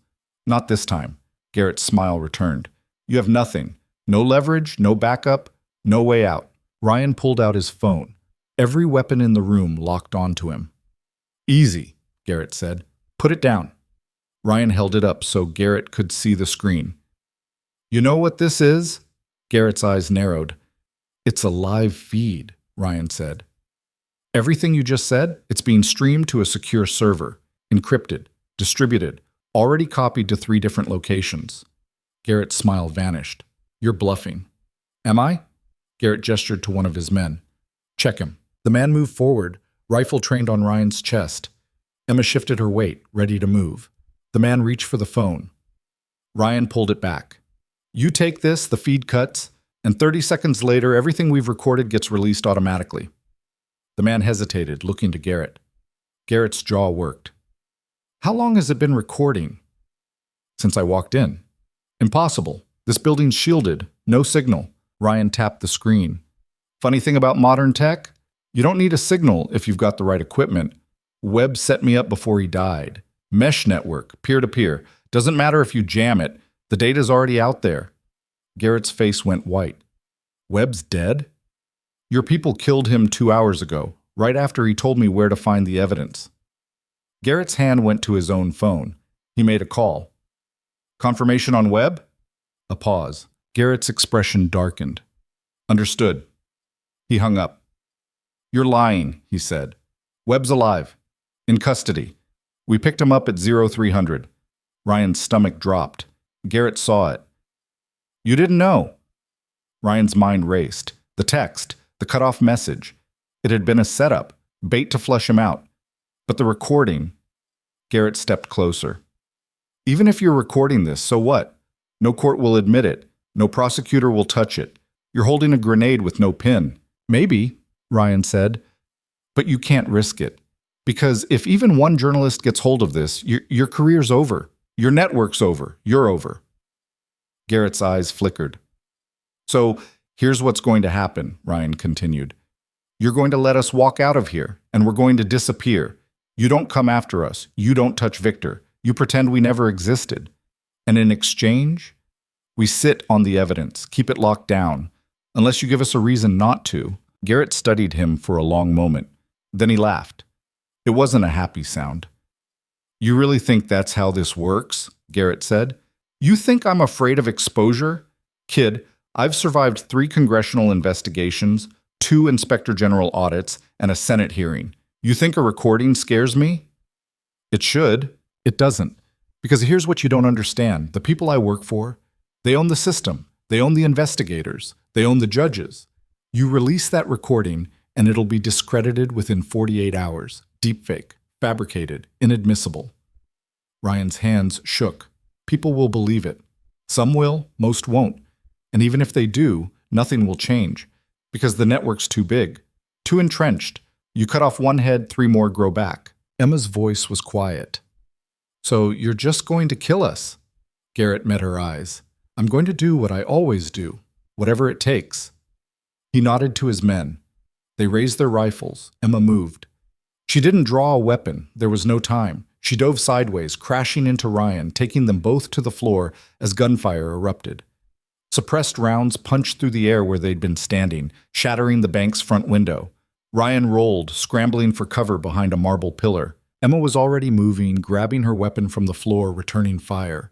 2 shots, center mass. One of Garrett's men went down. The other scattered, taking cover. Garrett ran for the back exit. Ryan lunged after him, more gunfire. The pillar beside Ryan's head exploded in a shower of stone chips. He ducked, pressed himself against the wall, breathing hard. Emma was across the lobby, pinned behind a desk. Go, she shouted. I'll cover you. Ryan didn't think. He just ran. Garrett disappeared through a door marked Employees Only. Ryan followed. The hallway beyond was narrow, fluorescent lit, lined with office doors. Garrett was halfway down, running hard. Ryan sprinted after him. Garrett kicked open a door at the end and vanished into a stairwell. Ryan hit the door seconds later, took the stairs down 2 at a time. Below, he heard Garrett's footsteps echoing. The stairwell dumped into an underground parking garage. Concrete pillars, dim lighting, the smell of oil and exhaust. Ryan emerged, weapon drawn, scanning, movement to his left. He spun. Garrett stood beside a black sedan, keys in hand. Don't, Ryan said. Garrett smiled. Or what? You'll shoot me? You're not a killer, Cole. You don't know what I am. I know exactly what you are. A confused kid who thinks he's doing the right thing. Ryan's finger tightened on the trigger. Get on the ground. You're not going to shoot me. I will. No, you won't, because you still think there's a way to fix this, a way to make it right. Garrett opened the car door. There isn't, he said. There never was. He climbed in. Ryan fired. The bullet punched through the windshield, spiderwebbing the glass. But Garrett was already moving, engine roaring, tires squealing. The sedan shot forward. Ryan fired again, twice, 3 times. One round hit the rear window. The others missed. The car vanished up the exit ramp. Ryan stood alone in the garage, breathing hard, gun still raised. He'd let him go. Footsteps behind him. He spun. Emma emerged from the stairwell, weapon drawn, blood on her sleeve. You hit? Ryan asked. Graze. I'm fine. She looked around. Where's Garrett? Gone. Emma cursed. The other 2? Dead. She holstered her weapon. We need to move. Local PD will be here in minutes. What about the drive? Emma pulled it from her pocket. Still got it. Then we upload it. Now. Everywhere. Every media outlet. Every whistleblower site. It won't matter. Ryan stared at her. What? Garrett's right. They'll bury it. Discredit it. Make it disappear. So we just give up? No, we get smarter. Emma's phone buzzed. She glanced at it, then looked up. We've got company. Ryan heard it then. Sirens. Multiple. Getting closer. Back exit, Emma said. They ran. The garage had a service door that led to an alley. They burst through into gray morning light. Emma's car was parked 2 blocks away. They made it there in 90 seconds, dove inside, and pulled out just as police cruisers screamed past. Ryan's hands shook. What now? Emma drove, eyes on the road. We find someone Garrett can't touch. Who? I don't know yet, but they're out there. Ryan looked at the flash drive in his hand. This has to mean something. It does, just not the way you think. Then how? Emma didn't answer right away. She just drove, jaw tight, mind working. Finally, she said, we need leverage, real leverage, something Garrett values more than his career. Like what? His life. Ryan's pulse spiked. You want to kill him? I want him to think we might. How? Emma pulled into a parking garage downtown, killed the engine, and turned to face him. By making him believe we're crazier than he is. Ryan stared at her. You've lost it. Maybe, but it's the only play we have left. She pulled out her laptop, connected the flash drive, and started typing. What are you doing? Ryan asked. Uploading the files, but not to the media. Then where? Emma's fingers flew across the keyboard. Directly to Garrett, with a message. What kind of message? Emma didn't look up. The kind that makes him understand we're not negotiating anymore. She hit send. 30 seconds later, her phone rang. She answered. Admiral? Garrett's voice was tight. What the hell did you just send me? Insurance. You sent me files that prove everything I know. And in 24 hours, if we're not alive and well, those files get released to every intelligence agency in NATO. Silence. Then, you're bluffing. Am I? You want to test that theory? More silence. Emma continued. Here's what's going to happen. You're going to release Victor, quietly. No charges. No record. He walks. That's not... And you're going to shut down the network. All of it. Every operation. Every contact. Done. Garrett's laugh was bitter. I can't do that. You can, and you will. They'll kill me. Then you'd better hope they don't find out it was your idea. A long pause. You're asking me to commit suicide. I'm giving you a chance to do the right thing. Maybe for the first time in your life. Ryan listened, heart pounding. Garrett's voice dropped. And if I refuse? Then you die. Maybe not today. Maybe not tomorrow. But soon. And when you do, the files go public anyway, so you die for nothing. Another silence, longer this time. I need time, Garrett said. You have 12 hours. That's not enough at 12 hours, starting now. Emma hung up. Ryan stared at her. You think he'll do it? I think he'll try. And if he doesn't? Emma met his eyes. Then we finish this ourselves. Ryan's phone buzzed. A text from an unknown number. You don't know what you've started, but you will. The screen went black. Ryan tried to restart it. Nothing. Mine too, Emma said, staring at her own dead phone. They sat in silence, the weight of what they'd just done settling over them like concrete. Then Emma started the car. Where are we going? Ryan asked. Somewhere they won't think to look. She pulled out of the garage and disappeared into DC traffic. 2 people against a machine that had been running long before they were born and would keep running long after they were gone, unless they could stop it. Somewhere across the city, in an office with no windows and no name on the door, a phone rang. A hand picked it up. It's done, Garrett's voice said. The voice on the other end was calm, almost bored. Define done. Carter and Cole have the files. They've made demands. And? I need authorization to eliminate them. A pause. Denied. Garrett's voice cracked. What? Why? Because they're more useful alive. They're going to expose everything. No, they're going to lead us to everyone else who knows. Then we'll clean it up properly. Sir, with respect, this is out of control. Nothing is out of control. Everything is proceeding exactly as planned. The line went dead. Garrett sat in his car, staring at the phone, feeling the walls closing in. Then he made another call. It's me, he said. We have a problem. The voice on the other end of Garrett's call was a woman's, clipped, professional, the kind of tone that didn't waste syllables. How bad? She asked. Garrett sat in his car in an empty parking structure, knuckles white on the steering wheel. They have everything. Video, files, testimony. It's all on a dead man's switch. Then disable it. I can't. They're too smart, too prepared. A pause. Then you know what needs to happen. Garrett closed his eyes. There has to be another way. There isn't. You know that. They're military. They're ours. They stopped being ours the moment they became liabilities. Garrett's jaw worked. I need more time. You're out of time. Handle it, or I will. The line went dead. Garrett sat in silence, staring at his reflection in the rearview mirror. He looked older than he remembered. Tired. Hollow. He made another call. It's me, he said. Activate the contingency. Emma drove for 2 hours, taking back roads and side streets, doubling back twice to check for tails. Ryan sat beside her, silent, staring out the window at the blur of trees and strip malls. Finally, Emma pulled into a motel off Route 29, the kind of place that took cash and didn't ask questions. She parked around back, out of sight from the road. Wait here, she said. She went inside, came back 5 minutes later with a key. The room was what Ryan expected. Stained carpet, flickering TV, the smell of old cigarettes baked into the walls. Emma locked the door, pulled the curtains, and set her laptop on the small table. Ryan sat on the edge of the bed. Now what? Now we wait. For what? To see if Garrett takes the deal. Ryan rubbed his face.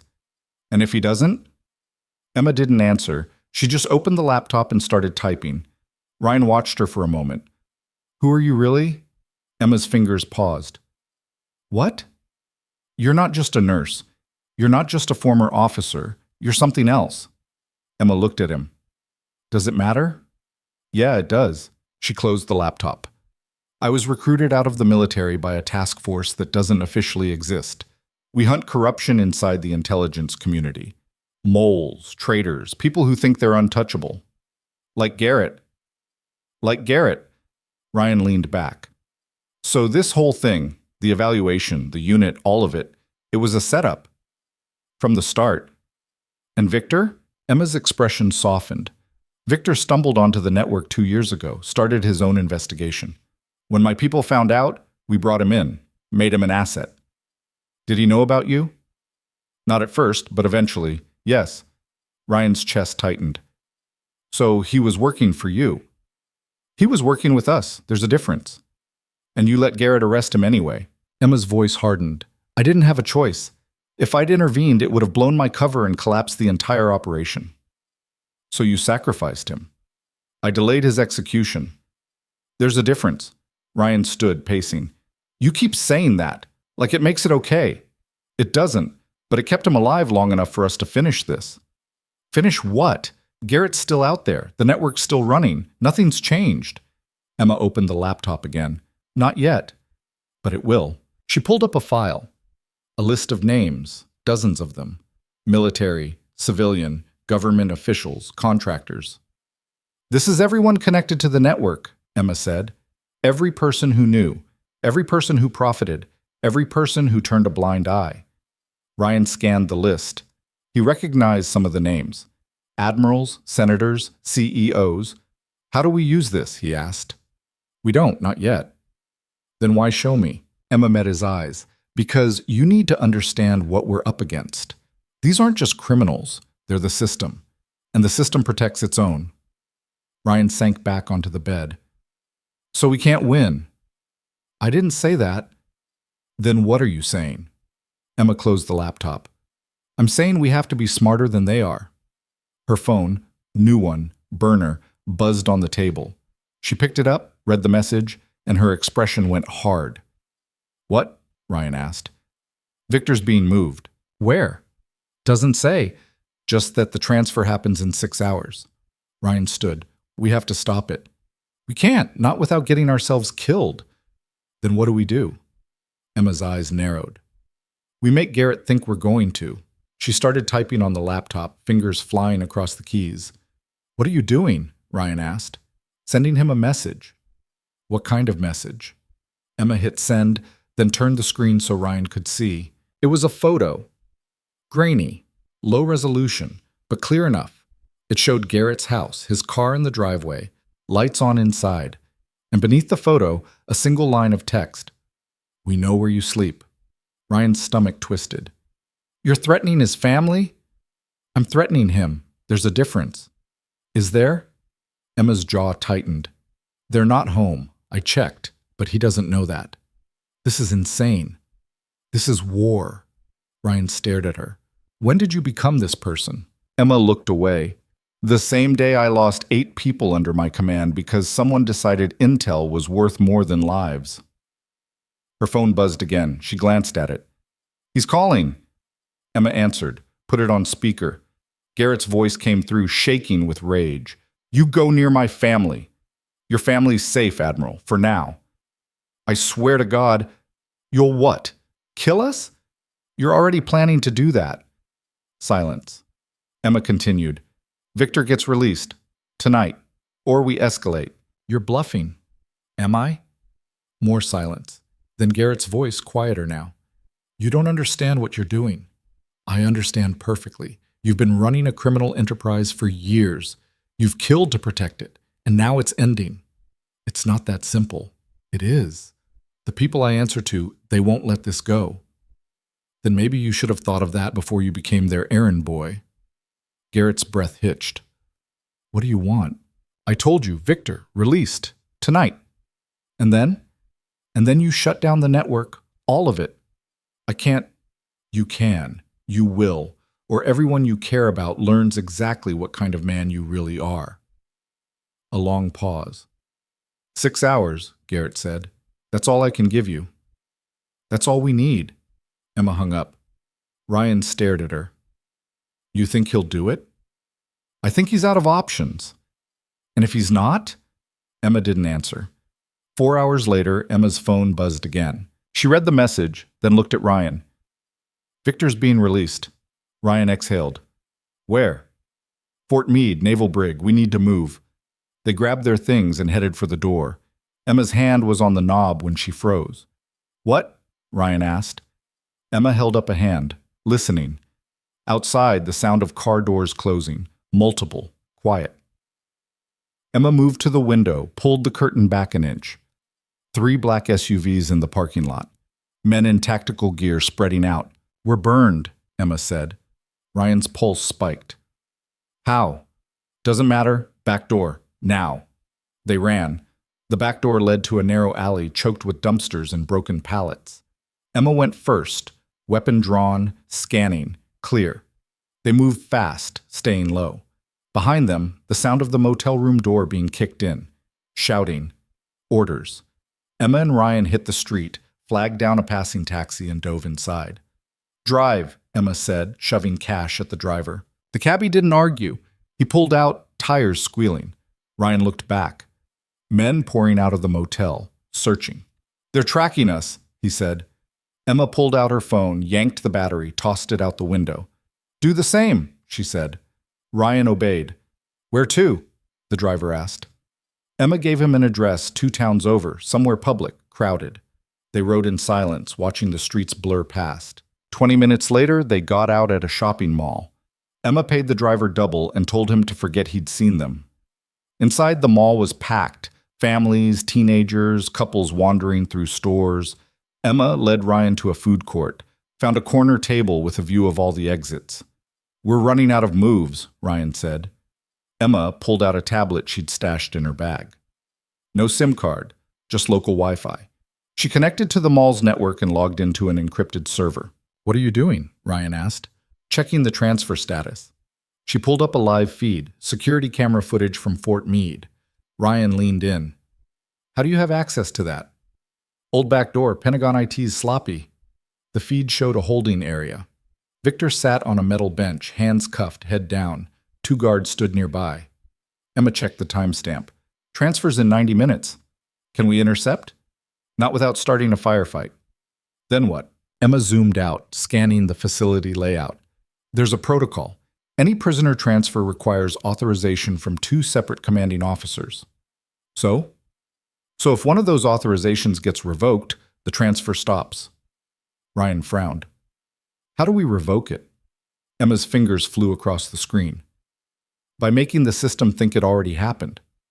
She pulled up a personnel database, found the authorization chain, and started editing. Ryan watched, heart pounding. That's forgery. It's survival. Emma hit enter. On the screen, one of the authorization signatures disappeared.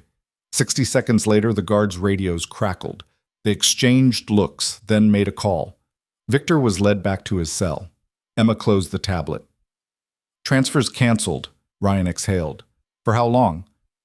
24 hours, maybe less. Then we need to move faster, Emma nodded.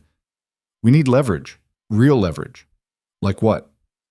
Like proof that Garrett's bosses are dirty too. Ryan leaned back. You think they're involved?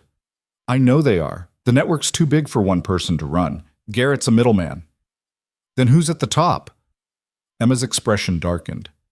That's what we need to find out.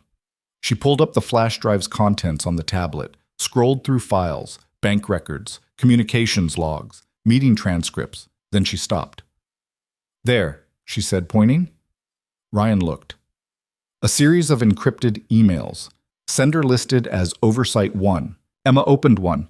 The encryption was strong, but not unbreakable. She ran a decryption tool. The text appeared line by line.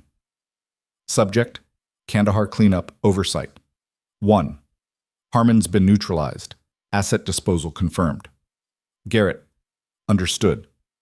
Loose ends? Oversight 1. 1. Cole's brother. He's asking questions. Garrett. I'll handle it. Oversight 1. See that you do. We can't afford another exposure. Ryan felt sick. They're talking about me. Yeah. Who's Oversight 1? Emma ran a trace on the email header. IP address, server location, digital fingerprint. The result came back. Emma stared at the screen. No, she whispered. What? She turned the tablet toward him.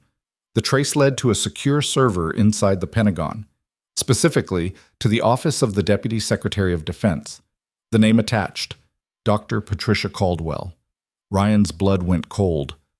The Deputy Secretary? Emma nodded. Second highest civilian position in the Department of Defense. She's running the network? She's running everything. Ryan stood, pacing. This is impossible. She's testified before Congress. She's untouchable. Or she thinks she is. Emma closed the tablet. We need to get this to someone who can use it. Who? Everyone's compromised. Not everyone. Emma pulled out a business card from her wallet. Worn, creased, a name and phone number printed in plain text. Senator Rachel Hartley, Armed Services Committee. She's clean? Ryan asked. As clean as they come. Spent her career going after corruption in the military. No ties to Caldwell. No ties to the network. You sure? No. But she's the best option we have. Emma stood. We contact her, give her the files, let her start the official investigation. And if she's in on it too? Emma met his eyes. Then we're already dead. They left the mall and found another motel, smaller, dingier, farther from the highway. Emma made contact with Hartley's office using an encrypted messaging app. The response came 30 minutes later. Meet me. 2100 hours. Lincoln Memorial. Come alone. Emma showed Ryan the message. It's a trap, he said. Probably.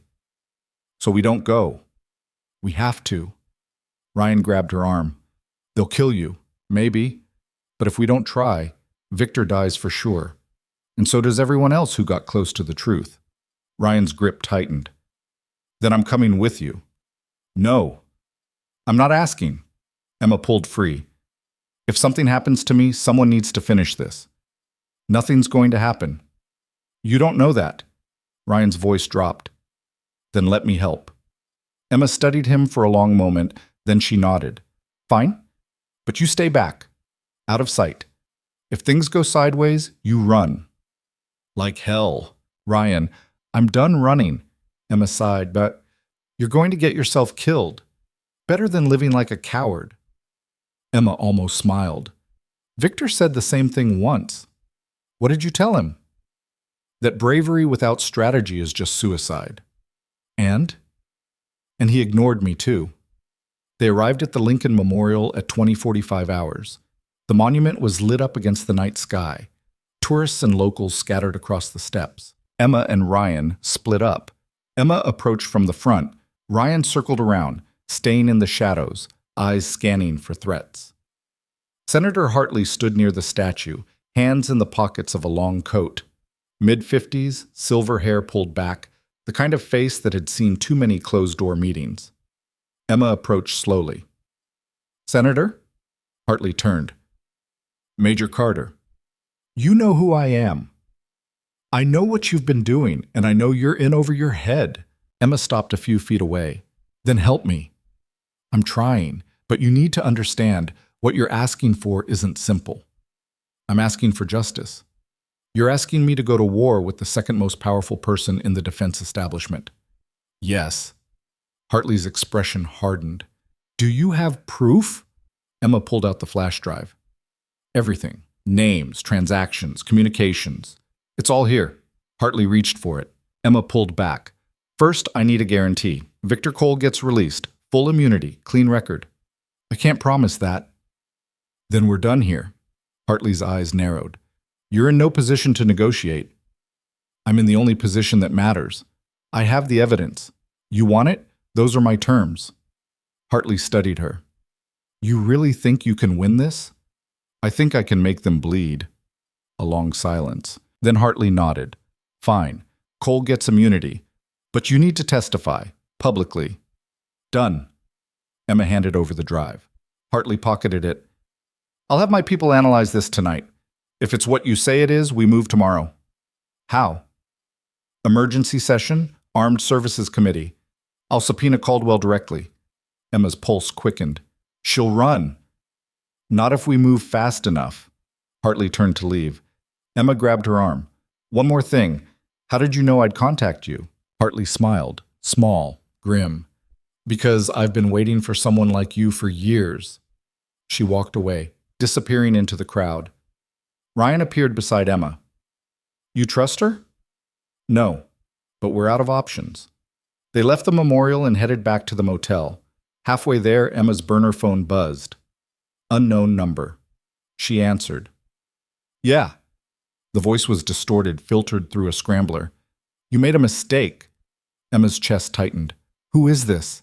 "Someone who's been watching you. Someone who knows what you gave Hartley." Hartley's chief of staff is on Caldwell's payroll. Has been for 6 months." Emma stopped walking. "You're lying." "Am I?" "Check her financial records. Offshore account. Cayman Islands. 300,000 deposited last quarter." Emma's mind raced. "Why tell me this?" "Because I want Caldwell gone as much as you do. But you're going about it the wrong way." "Then what's the right way?" A pause. "Meet me tomorrow, 600, Arlington Cemetery, Section 60. Come alone. I'll give you everything you need." "Who are you?" "Someone who should have stopped this years ago." The line went dead. Emma stood in the street, phone still pressed to her ear. Ryan touched her shoulder. "What happened?" Emma lowered the phone. "We're being played." "By who?" "I don't know yet, but we're about to find out." The next morning, Emma arrived at Arlington Cemetery alone. The air was cold, damp, heavy with fog. Row after row of white headstones stretched into the distance. Section 60 was near the eastern edge, graves of soldiers killed in Iraq and Afghanistan. Emma walked slowly, scanning. A figure stood near one of the graves, tall, broad-shouldered, military bearing. Emma approached. The man turned. Emma's breath caught. It was Captain David Harmon, the man she'd been ordered to kill in Kandahar, the man who was supposed to be dead. Harmon smiled, sad, weary. "Hello, Emma." Emma's hand went to her weapon. "You're dead." "Clearly not. I saw the body. I wrote the report." "You saw what you were meant to see." Emma's mind spun. "How?" "CIA exfiltration. They faked my death, new identity, new life." "Why?" Harmon gestured to the graves around them. "Because I knew too much, and they needed me gone without raising questions." Emma stared at him. "You've been alive this whole time." "Yeah." "And you let us think—" "I let you think I was dead so you'd stop looking, so they'd stop looking." Emma's fists clenched.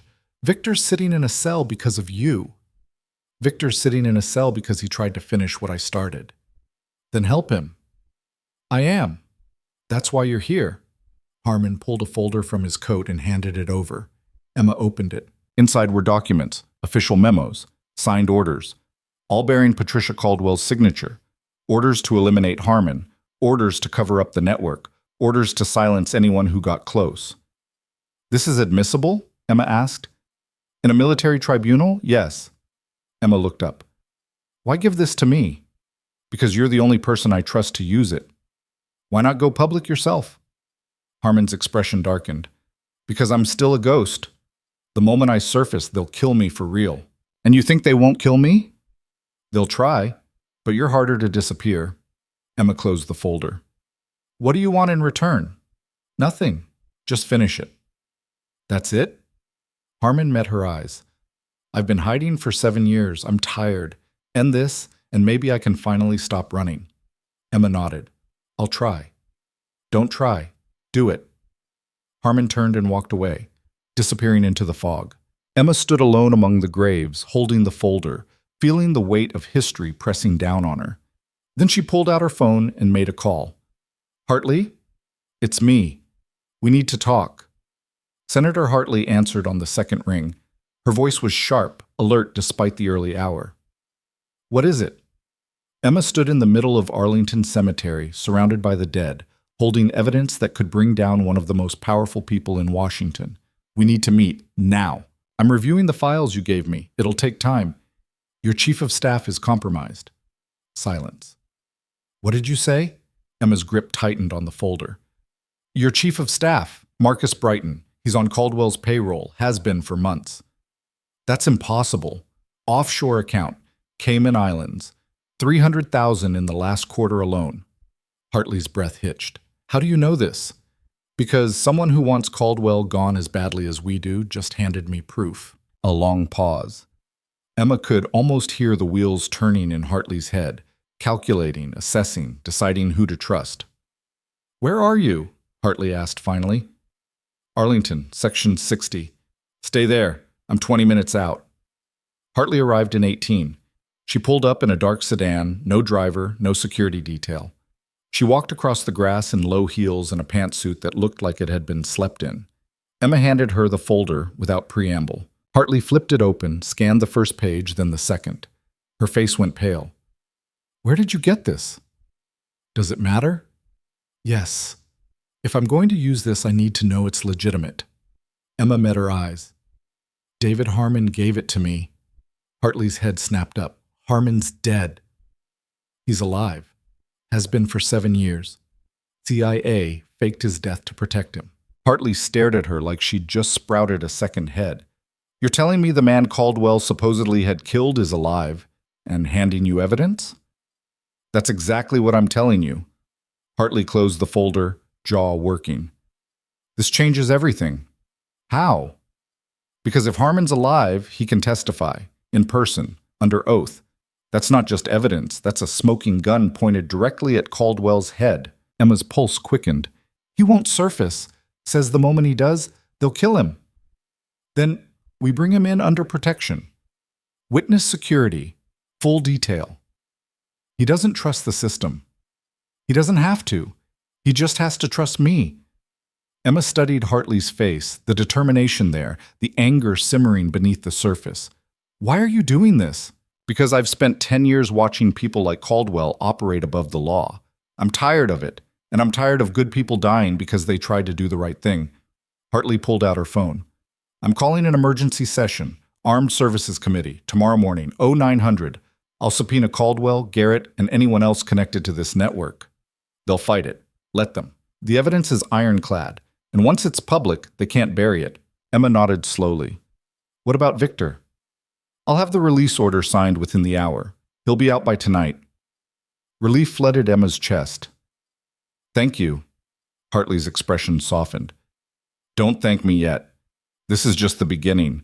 The real fight starts tomorrow. She turned and walked back to her car, already making calls. Emma stood alone among the graves, feeling something she hadn't felt in years. Hope. Emma called Ryan from a payphone outside the cemetery. He answered on the first ring. "Where are you?" he asked. "Safe. For now. Hartley's moving forward. Emergency session tomorrow." Ryan exhaled. "And Victor?" "Being released tonight." She heard the emotion crack in his voice. "You're sure?" "Hartley's signing the order herself." A long pause. Then, "What do you need me to do?" "Pick him up. Fort Meade. 2100 hours. Take him somewhere safe and stay there until this is over." "What about you?" "I have one more thing to take care of." "Emma?" "Stay with your brother, Ryan. That's an order." She hung up before he could argue. Then she got in her car and drove to Garrett's house. Garrett lived in a quiet suburb outside Annapolis. Tree-lined streets, manicured lawns, the kind of neighborhood where people waved at strangers. His house was a colonial-style two-story with white shutters and a brick walkway. Emma parked across the street and waited. At 16:30, Garrett's car pulled into the driveway. He climbed out, looking older than he had even yesterday. Shoulders slumped, tie loosened, the weight of his choices etched into every line of his face. He walked to his front door, keys in hand. Emma got out of her car. "Admiral?" Garrett spun, hand going for his waistband. Emma raised her hands. "I'm not armed."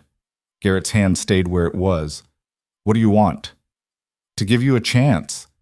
"A chance at what?" "Doing the right thing, for once in your miserable life." Garrett's jaw tightened. "You're wasting your time." "Maybe, but I thought you should know. Hartley's calling an emergency session tomorrow. She's subpoenaing you, Caldwell, and everyone else in the network." Garrett's face went white. "She can't do that." "She already did. The evidence is public by morning." "You gave her the files."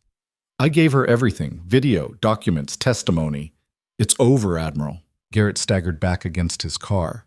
"You don't understand what you've done." "I understand perfectly. I ended a criminal conspiracy that's been running for years." "You've signed your own death warrant." "Maybe, but at least I'll die knowing I did something that mattered." Garrett looked at her, eyes hollow. "What do you want from me?" "Testify against Caldwell, against the network. Tell the truth." Garrett laughed, bitter, broken. "You think I'll live long enough to testify? If you cooperate, Hartley will protect you." "No one can protect me. Not from them." "Then you'd better hope they go down before they can get to you." Emma turned and walked back to her car. "Wait," Garrett called. Emma stopped. Garrett's voice was quiet, defeated. "If I testify, what happens to my family?" "Hartley will put them in witness protection. New names, new lives. They'll be safe." Garrett closed his eyes. "And me? You'll probably spend the rest of your life in prison, but you'll be alive." Garrett stood there for a long moment, wrestling with something Emma couldn't see. Finally, he nodded. "I'll do it." "You're sure?" "No, but I don't have any other choice." Emma pulled out a burner phone and handed it to him. "Hartley's number is programmed in. Call her. Tell her you're cooperating. She'll send a team to pick you up." Garrett took the phone. "Why are you doing this?" "Because someone has to." Emma got in her car and drove away, leaving Garrett standing in his driveway, holding the phone like a lifeline. That night, Ryan stood outside the naval brig at Fort Meade, hands shoved in his pockets, heart hammering. The air was cold, damp, smelling of rain that hadn't fallen yet. At 21:03, the main gate opened. Victor walked out, dressed in civilian clothes, jeans, a t-shirt, a jacket someone had given him. He looked thinner than Ryan remembered. Older, but his eyes were the same. Ryan stepped forward. Victor stopped, staring at him like he wasn't sure Ryan was real. Then Ryan closed the distance and pulled his brother into a hug so tight it hurt. Victor hugged back, hands gripping Ryan's shoulders like he was afraid to let go. "I thought—" Ryan's voice broke. "I thought they were going to kill you." Victor's laugh was wet, choked. "They tried." Ryan pulled back, wiping his eyes. "Emma got you out." "I know. Where is she?" "Finishing it." Victor nodded slowly. "She always does." They stood there for a moment, two brothers who'd been through hell, trying to figure out what came next. "We need to go," Ryan said finally. "Emma said to keep you safe until this is over." "Where?" "Somewhere they won't think to look." Victor followed him to the car. They drove for 2 hours, winding through back roads and small towns, until they reached a cabin in the Blue Ridge Mountains that belonged to a friend of Emma's. Inside, it was sparse.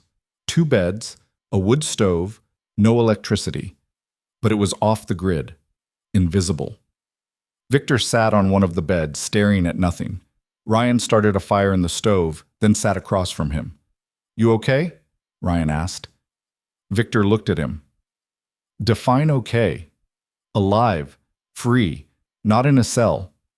"Then yeah, I'm okay." A long silence. "I'm sorry," Ryan said quietly. Victor frowned. "For what?" "For not trusting you. For believing them. For—" "Stop!" Victor's voice was firm. "You didn't know. None of this is on you." "It feels like it is." "Well, it's not." Ryan looked at his hands. "When Emma arrested you, I thought my whole world was ending. And now? Now I know it was just starting." Victor almost smiled. "You sound like her." "She's been a good teacher." "She always is." Ryan looked up. "You care about her." Victor didn't answer right away. Then, "Yeah, I do." "Does she know?" "Probably. She knows everything else." Ryan leaned back.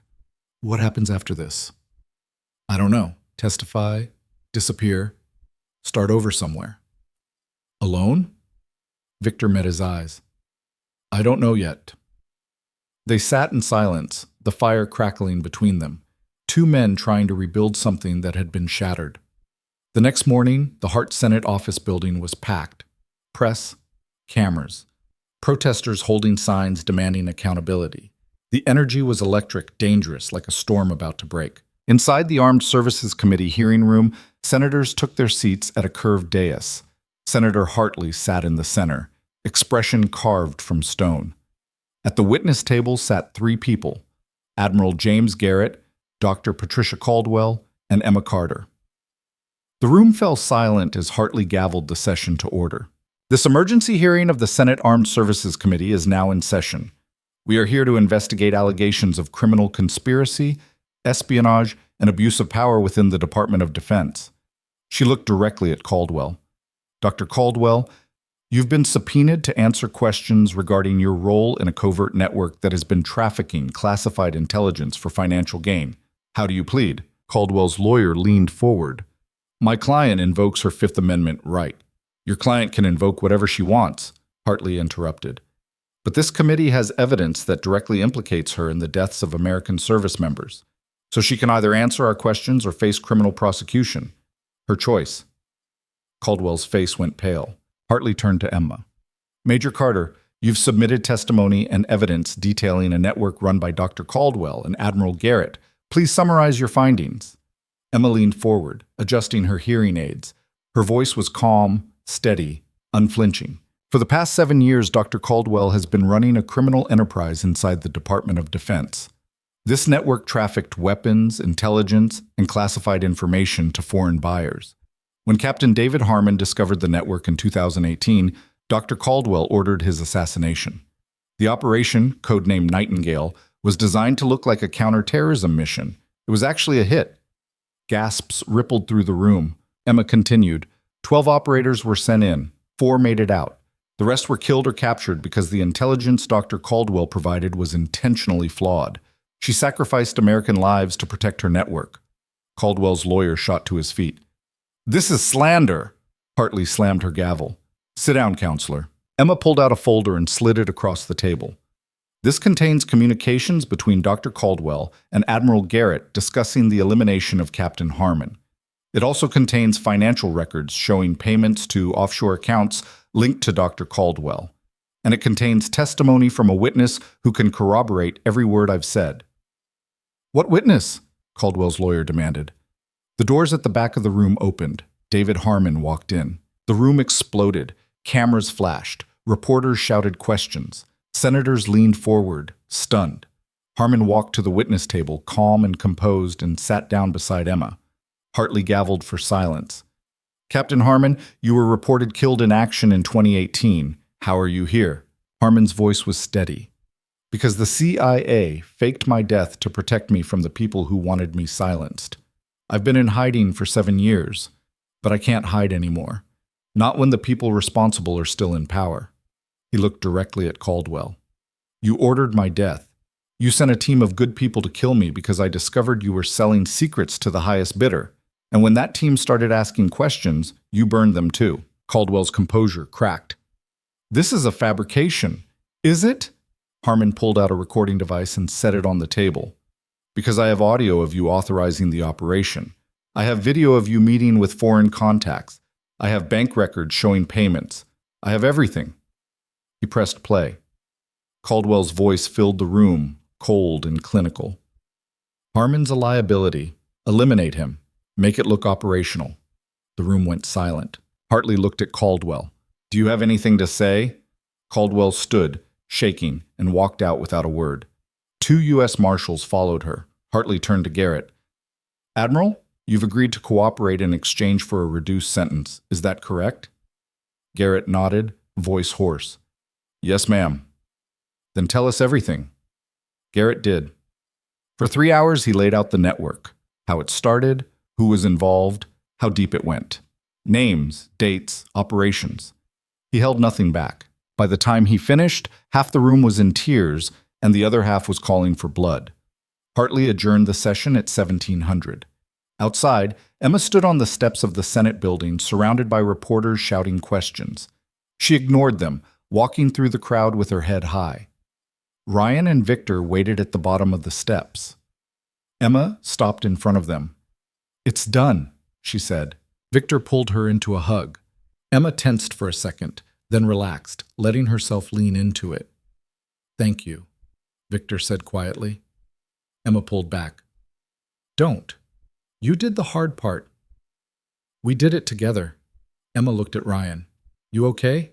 Ryan nodded. Yeah, for the first time in a long time. Emma smiled, small, real. Good. They walked away from the cameras, disappearing into the city. 3 months later, Patricia Caldwell was sentenced to 40 years in federal prison for espionage, conspiracy, and murder. Admiral James Garrett received 25 years. 14 others connected to the network were arrested, tried, and convicted. The network was dismantled completely. Victor Cole was formally exonerated and awarded the Navy Cross for his undercover work. He declined a promotion and left the service, choosing instead to work as a consultant for the task force Emma had been part of. Ryan Cole was reassigned to Naval Intelligence, where he built a career hunting the kind of corruption his brother had nearly died exposing. David Harmon entered witness protection and was never seen publicly again. And Emma Carter? She stood in a small office in the Pentagon, wearing her old uniform for the first time in 7 years. The rank insignia on her collar had been updated. Lieutenant Colonel, now, not Major. A 3-star general stood across from her holding a medal case. Lieutenant Colonel Emma Carter, he said formally, for exceptional valor, dedication to duty, and service above and beyond the call of duty, it is my honor to present you with the Defense Distinguished Service Medal. He pinned the medal to her chest. Emma stood at attention, eyes forward, feeling the weight of it, not the medal, but everything it represented. The lives saved, the truth uncovered, the system that had tried to crush her, finally held accountable. The general saluted. Emma returned it. Then he smiled. Off the record, Colonel? That was one hell of a fight. Emma's expression didn't change. It wasn't a fight, sir. It was a war. And you won. We won. There's a difference. The general nodded. Dismissed, Colonel. Emma turned and walked out of the office. Outside, Victor was waiting, leaning against a wall in a suit that looked uncomfortable on him. How'd it go? He asked. Emma held up the medal case. They gave me a ribbon. Victor grinned. You hate ribbons. I know. So why accept it? Emma looked at him. Because someone had to. Victor pushed off the wall. You sound like a hero. I'm not a hero. I'm just someone who got tired of watching good people die for bad reasons. Same thing. Emma shook her head. Heroes are mythical. I'm just stubborn. Victor laughed. That you are. They walked together down the long corridor, past offices filled with people who would never know the full story, never understand what it cost to bring down someone like Caldwell. And that was fine. Emma didn't need recognition. She didn't need parades or interviews or her name in the history books. She just needed to know that the next time a young soldier walked into a room and got dismissed because they didn't look like what power was supposed to look like, there was a system in place that might actually protect them. That was enough. Outside the Pentagon, the sun was setting, painting the sky in shades of orange and purple. Victor stopped. What now? Emma adjusted her hearing aids, listening to the world around her, the hum of traffic, the voices of people heading home, the steady rhythm of a city that kept moving no matter what. Now, she said, we keep fighting. For how long? Emma looked at him, eyes steady, unflinching. Until there's nothing left to fight for. Victor nodded slowly. I can live with that. Good, because I'm going to need your help. For what? Emma pulled out a folder from her bag. Inside were photos, documents, the beginning of another investigation. There's another network, she said, smaller, quieter, but just as dirty. Victor took the folder, scanned the contents, then looked up. You don't quit, do you? No, I don't. He smiled. Neither do I. They walked to Emma's car, got in, and drove away from the Pentagon, heading toward whatever came next. Because the truth was, people like Caldwell and Garrett weren't anomalies. They were symptoms of a system that rewarded silence and punished courage. And as long as that system existed, people like Emma, people who'd been underestimated, dismissed, written off as too old, too broken, too different, would keep fighting.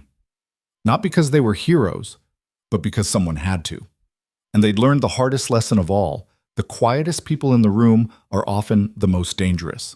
Not because they're loud, but because they see everything. They remember everything. And when the time comes, they act.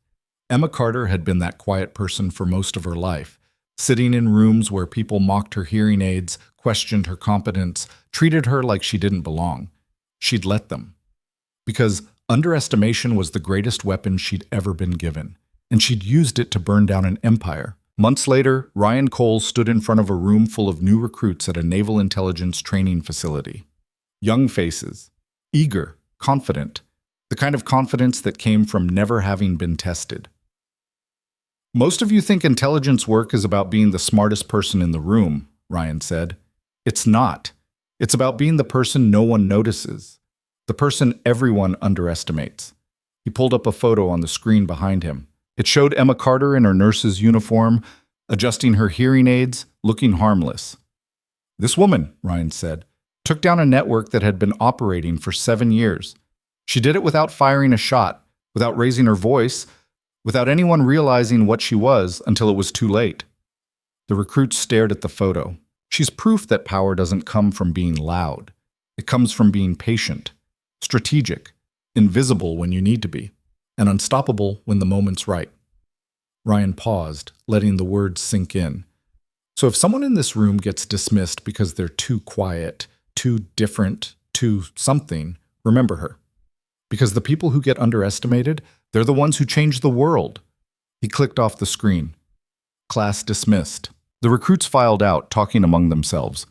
Ryan stood alone in the empty room, thinking about the woman who'd saved his life twice. Once in Kandahar, once in Virginia. The woman who'd taught him that being underestimated wasn't a weakness. It was a strategy. And it worked.